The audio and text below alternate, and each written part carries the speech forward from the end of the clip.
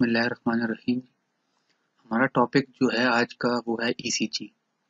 ECG आपने class में काफ़ी डिटेल्स में पढ़ी है, मतलब ईसीजी में काफ़ी कम से कम 15 से 20 लेक्चर आपके ईसीजी पे होंगे। हमारा आज का जो फोकस होगा, ईसीजी आप प्रैक्टिकल लैब में या लेबोरेटरी में किस तरह परफॉर्म करेंगे। मेन फोकस होगा आपको एक स्टूडेंट को आना चाहिए कि ईसीजी की लीड्स किस तरह लगाते हैं, कोई ईसीजी में हम हार्ट रेट किस तरह कैलकुलेट करें। सो ECG क्या है? Basically, ECG is basically the graphic record of the electrical activity of the heart recorded by electrodes from the body surface. या बेसिकली हम ये कह सकते हैं कि ECG is basically the graphic representation of the electrical activity of the heart. ECG perform करने के लिए हमें रिक्वायरमेंट्स क्या क्या चाहिए, ऑपरेटर्स हमारा क्या क्या होगा, हमें सब्जेक्ट चाहिए होगा, काउच चाहिए होगा, एग्जामिनेशन काउच चाहिए होगा, कंडक्टिंग जेल चाहिए होगी, चेस्ट एंड लिम्ब लीड्स होंगी, इसमें ईसीजी मशीन होंगी और रिकॉर्डिंग पेपर होगा। आपने कर्सर को फॉलो करना है। कर्सर आप देख रहे हैं, ये ईसीजी मशीन है, ये इस ईसीजी मशीन की स्क्रीन है। ये इसमें मुख्तलिफ किस्म के बटन हैं, ऑन ऑफ के बटन है, इस पे आप कैलिब्रेशन चेंज कर सकते हैं। ठीक है, स्पेसिफिक आपको 1 लीड चाहिए वो आपको मिल सकती है। ठीक है, ये ईसीजी मशीन है। मार्केट में मुख्तलिफ किस्म की ईसीजी मशीन अवेलेबल हैं, लेकिन जो मेन फोकस जो ये बेसिक ईसीजी हमने आपको दिखाई है, ठीक है, स्टैंडर्ड ईसीजी है। ठीक है, उसके अलावा ये देख सकते हैं, ये पेपर है, ये बेसिक रिकॉर्डिंग पेपर है, या इसको ईसीजी पेपर भी कह सकते हैं। उसके अलावा आप ये देख सकते हैं, ब्लू कलर के ये इलेक्ट्रोड्स हैं, 6 चेस्ट इलेक्ट्रोड्स आपको नजर आ रहे हैं। ये आपको अब नजर आ रहे हैं नीचे लिम्ब इलेक्ट्रोड्स या लिम्ब क्लिप्स भी बोलते हैं इसको, red, yellow, black and green.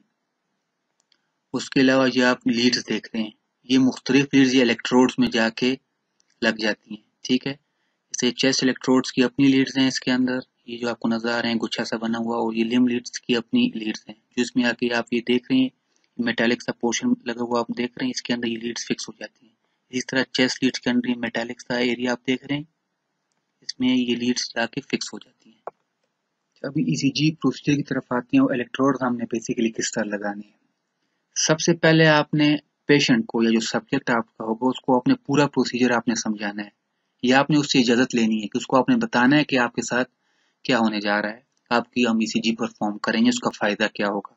ठीक है, उसके बाद आपने पेशेंट को काउच पे, एग्जामिनेशन काउच पे या कोई बेड हो उस पे आप लेटाना है। आइडियली सुपाइन पोजीशन पे होगा और 45 डिग्री एंगल पे हो तो बहुत अच्छी बात है।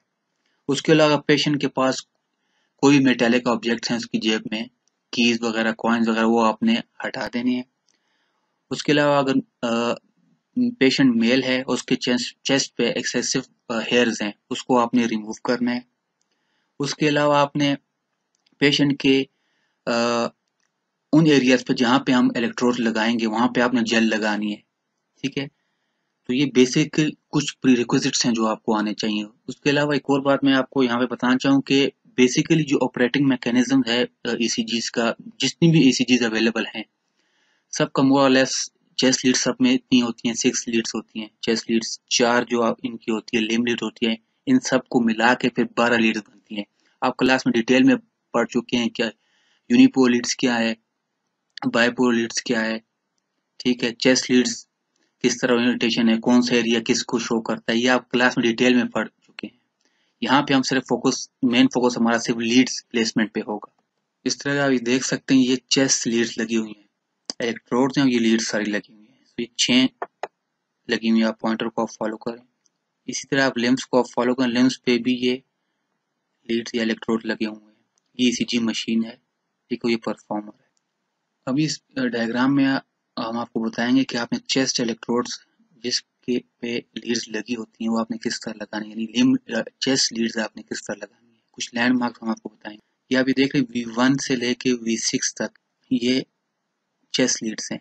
इसको C1 भी कहते हैं, कुछ बुक में C1 से लेके C6 तक भी कहते, तो आपने ये चीज कंफ्यूज नहीं करना, C1 हो या V1 हो, इसका इससे मुराद है कि ये चेस्ट लीड्स की बात कर रहा हूँ। तो आपने कुछ लैंडमार्क करने हैं कि मैन्यूवरिंग करना है कि नीचे सेकंड इंटरकॉस्टल स्पेस होती है, उससे नीचे आपने आने हैं थर्ड, फोर्थ इंटरकॉस्टल स्पेस में just right to the sternum आपने V1 लगानी है। फिर इस तरफ fourth intercostal space just to the left of the sternum आपने V2 लगानी है। उसके बाद आपने फिर V3 नहीं लगाना, फिर आपने ये मिड क्लेविकुलर लाइन में फिफ्थ इंटरकॉस्टल स्पेस में V4 लगा। उसके बाद जो आपने V3 है वो V2 और V4 के बीच में लगानी है। मैं फिर कह रहा हूँ कि पहले आपने V3 नहीं लगानी, V2 के बाद V4 लगानी है, फिर V4 के बाद V2 और V4 के बीच में आपने V3 लगानी है। उसके बाद आपने एंटीरियर एक्सियल लाइन में V5 लगानी है, उसी फिफ्थ लेफ्ट इंटरकॉस्टल स्पेस में। उसके बाद लेफ्ट मिड एक्सियल लाइन में V6 लगानी है फिफ्थ इंटरकॉस्टल स्पेस में। तो बेसिकली ये आपकी चेस्ट इलेक्ट्रोड्स जिसके जरिए लीड लगी हुई या चेस्ट लीड्स ये आपने इस तरह लगानी है पेशेंट के ऊपर। इस डायग्राम में आपको लिम्ब लीड की प्लेसमेंट बताई गई है। जैसा कि आपको मैं पहले बता चुका हूँ कि डिफरेंट कलर की लिम्ब लीड्स हैं, जिस तरह red, yellow, green and black. जो रेड कलर की जो लीड है, रेड कलर की जो इलेक्ट्रोड है वो आपने राइट आर्म पे लगाना है। येलो कलर जो है वो आपने लेफ्ट आर्म पे लगाना है। ग्रीन कलर के जो इलेक्ट्रोड है जिसमें कंसर्न लिम्ब लीड लगी हुई है वो आपने लेफ्ट लेग पे लगाना है। और जो ब्लैक कलर है वो आपने राइट लेग पे लगाना है। आप मतलब वो अ, हाथ के ऊपर भी लगा सकते हैं और ये शोल्डर जॉइंट के करीब कहीं भी लगा सकते हैं। इस तरह आप थाइस के ऊपर भी लगा सकते हैं और पाँव के एंकल जॉइंट के ऊपर भी लगा सकते हैं। इसको याद रखने के लिए, इन लीड्स को याद रखने के लिए एक नेमोनिक है, read your green book. Read का आर, येलो का येलो, ग्रीन का जी एंड बी का बुक। इस किस्म की फिर जब आप लीड लगा लेते हैं और स्टार्ट का बटन दबाते हैं तो इस किस्म की आपकी ये ईसीजी एक आती है। इसमें आप देखें ये लीड 1 है, ये लीड 2 है, ये लीड 3 है। This is AVR, AVL, AVF। ये V1 या C1 भी कहते हैं इसको, V2, V3, V4, V5 and V6। नीचे आप देखें ये लीड 2 फिर है, ये लीड 2 फिर आई हुई है। ये बेसिकली रिदम लीड है, इससे हम हार्ट रेट कैलकुलेट करते हैं। ईसीजी को पढ़ने का तरीका ये, सबसे पहले आपने देखना होता है कि ये प्रॉपर लेबल है कि नहीं है। ये जिस पेशेंट के, उस पेशेंट का आपने नाम पूछना होता है कि आपका नाम क्या, नाम उस पे मेंशन आपने करना होता है। उसके लिए आपने जो चीज देखनी है कि पेपर स्पीड कितनी है। आइडियल जो पेपर स्पीड जो एक स्टैंडर्ड सेट है वो है 25 मिलीमीटर पर सेकंड। इसका मतलब है एक सेकंड में 25 की स्ट्रिप निकलती है। ये स्टैंडर्ड है। इसको ना आपने 12.5 करना है, ना आपने इसको 50 करना है। उसके अलावा वोल्टेज कैलिब्रेशन है, 1 मिली वोल्ट आपने रखना है या 10 मिलीमीटर पर मिली वोल्ट। ये आप देखें, ये या 2, ये आप कैलिब्रेशन देख रहे हैं, वोल्टेज की कैलिब्रेशन आप देखेंगे। 2 बिग बॉक्सेस या 10 स्मॉल स्मॉल स्क्वायर जो होते हैं, 10 बॉक्सेस की आप सकते हैं। एक स्मॉल जो स्क्वायर है या स्मॉल बॉक्स जो है वो 0.1 के बराबर है। तो एक कैलिब्रेशन सबसे पहले ईसीजी में आपने नाम देखना है कि इस पेशेंट की है कि नहीं। इसके बाद ये कैलिब्रेशन लिखी होती है कि 25 मिलीमीटर पर सेकंड पर है और 10 पर मिली वोल्ट है कि, या 1 मिली वोल्ट पे वो है कि नहीं है, उसको आपने देखना है लाजमी। एक और ईसीजी है, एक नॉर्मल स्ट्रिप है कि किस तरह एक ईसीजी परफॉर्म करें, किस तरह ईसीजी आएगी। इसमें भी ये मुख्तलिफ 1, 2, 3, AVR, AVL, AVF, V1, V2, V3, V4, V5, V6।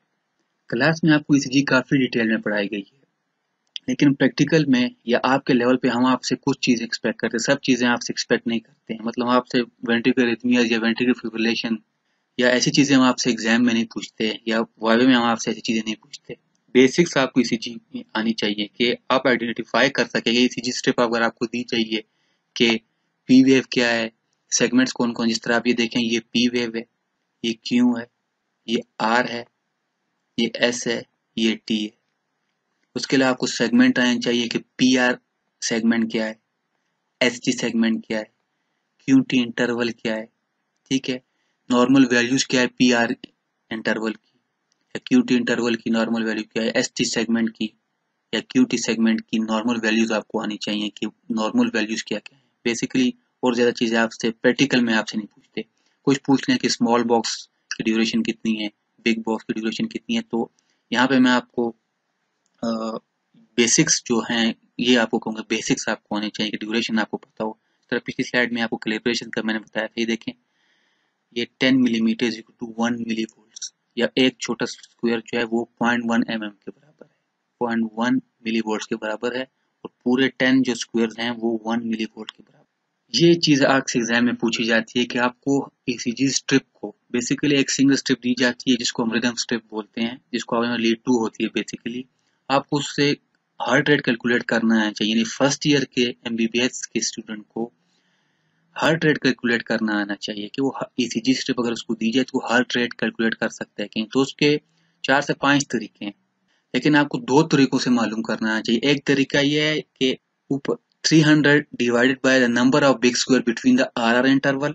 दूसरा तरीका ये है कि 1500 divided by the number of small square between the RR interval, यानी 2 आरआर इंटरवल के दरमियान जितने स्क्वायर्स आ रहे हैं उससे हम आप हार्ट रेट कैलकुलेट कर सकते हैं। अगर आप बिग स्क्वायर्स को काउंट कर रहे हैं तो आपने इसको 300 पे डिवाइड करना है। अगर आप स्मॉल स्क्वायर्स को काउंट कर रहे हैं तो आपने इसको 1500 पे डिवाइड करना है। ये एग्जाम्पल के लिए मैंने एक ईसीजी स्टेप लगाई हुई है। एग्जाम में आपको भी इसी एक ईसीजी स्टेप दी जाती है, तो क्वेश्चन जो ईसीजी के रिलेटेड है वो इसी स्टेप पे आपसे पूछे जाते हैं। आपको कहा जा सकता है आप बताएं कि पी वेव कौन सी है, आपने इस तरह पॉइंटर से बताना है कि ये पी वेव है। आपसे पूछा जा सकता है कि एसटी सेगमेंट कौन सा है, तो आपने इस तरह बताना है कि ये है। आपसे पूछा जा सकता है कि पी आर इंटरवल कहाँ से है, तो यहाँ से लेके यहाँ तक है। उसके अलावा आप इस पे हार्ट रेट किस तरह कैलकुलेट कर सकते हैं, तो हम दोनों फार्मूले इस पे लगाते हैं जो आपको बचा 300 डिवाइडेड बाय बिग स्क्वायर्स वाला भी लगाते हैं और 1500 डिवाइडेड बाय स्मॉल स्क्वायर भी लगाते हैं। अब आप इसमें आर इंटरवल हम ये बीच पर लेते हैं। अगर आप देखें इसमें कितने बिग स्क्वायर में 1 2 3 3.5 से थोड़े से ज्यादा हैं, तो चले हम इसको 4 ले लेते हैं। तो अगर 300 को आप 4 पे डिवाइड करें तो ये आ जाता है 75 बीट्स पर मिनट। इसके अलावा अगर आप इसमें हम दूसरा फार्मूला अप्लाई करें स्मॉल स्क्वायर वाला, तो अगर स्मॉल स्क्वायर काउंट करें तो काउंट करें 1 2 3 4 5 6 7 8 9 10 11 12 13 14 15 16 17 18 18 ये उसके साथ 18 19 तक आते हैं। फर्ज करके हम 19 रखते हैं तो ये तकरीबन राउंड अबाउट आता है 78 79 के करीब आता है। 80 भी आप बोल लें तो कोई मसला नहीं है। तो मकसद ये अगर 75 बोल दिया 80 बोल दिया कोई इतना हार्ड एंड फास्ट नहीं। हाँ, ये अगर रेट 70 और आपने बोल लिया 120 है या 130 है तो ये वो है। 70 है 80 बोल लिया 65 बोल लिया 68 बोल लिया कोई नहीं, आपको तरीका आपको आना चाहिए कि किस तरह हार्ट रेट कैलकुलेट करते हैं। क्वेश्चन में आने से पहले आपको मैं बता चुका हूँ कि कोरोना पैंडेमिक की वजह से कोविड-19 की वजह से मतलब प्रैक्टिकल पॉसिबल नहीं है। ईसीजी पावर पॉइंट प्रेजेंटेशन में ऑडियो वीडियो के फॉर्म में पढ़ाना बहुत मुश्किल काम है।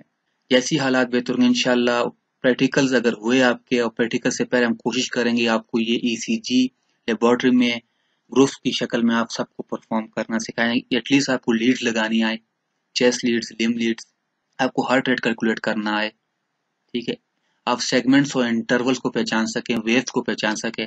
हम आपसे इतने एक्सपेक्ट करते हैं आपके लेवल। क्वेश्चन क्या क्या पूछे जाते हैं, आपको हार्ट रेट कैलकुलेट करना आना चाहिए। दोनों फार्मूले आपको 300 divided by number of large squares and 1500 divided by number of small square. आपको कलर कोडिंग आनी चाहिए, लिम्ब लीड किस तरह के, रेड किस जगह पे लगानी है, येलो ग्रीन ब्लू किस एक पैटर्न है उसका वो आपने लगाना है, आपको आना चाहिए। आपको पी वेव का पता होना चाहिए कि पी वेव क्या शो करती है, क्यू आर एस क्या शो करती है, टी वेव क्या शो करती है, पी आर इंटरवल क्या शो करता है, इसकी नॉर्मल ड्यूरेशन क्या है, बॉक्सेस की फॉर्म में भी आनी चाहिए और ड्यूरेशन सेकंड्स की फॉर्म में भी आपको आने चाहिए। तो ईसीजी में हम इतनी कोई डिटेल में कोई चीजें पूछते नहीं है, ज्यादातर हम हार्ट रेट कैलकुलेशन ही आपको आती है।